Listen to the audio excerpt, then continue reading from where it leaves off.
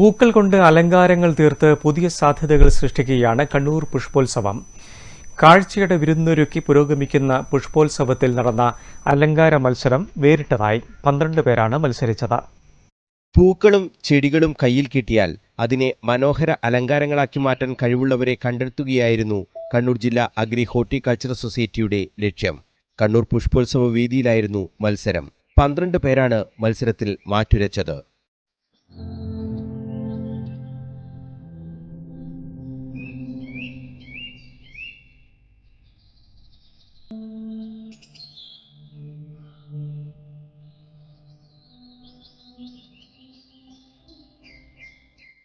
പൂച്ചെണ്ട് നിർമ്മാണത്തിലാണ് മത്സരം സംഘടിപ്പിച്ചത്.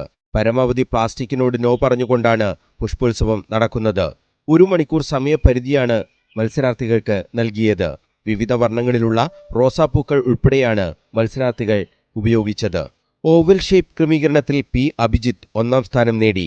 ഷീന ഉദയ്, കെ സുരേഖ എന്നിവർ 2ഉം 3ഉം സ്ഥാനങ്ങളും നേടി. ബൊക്ക നിർമ്മാണത്തിൽ ഡോക്ടർ രേഷ്മ ദാമോദരനാണ് 1ാം സ്ഥാനം. ബേബി ലത, ഷീന ഉദയ് എന്നിവർ 2ഉം 3ഉം സ്ഥാനങ്ങൾ നേടി. പുഷ്പാലങ്കാര വിദഗ്ധരായ സീമ മൃദുൽ, സുമ രത്നാകരൻ എന്നിവരാണ് വിധികർത്താക്കളായി എത്തിയിരുന്നത്.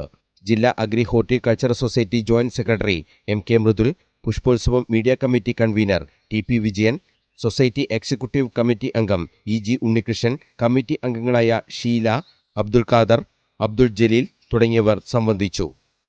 News bureau, Kannur.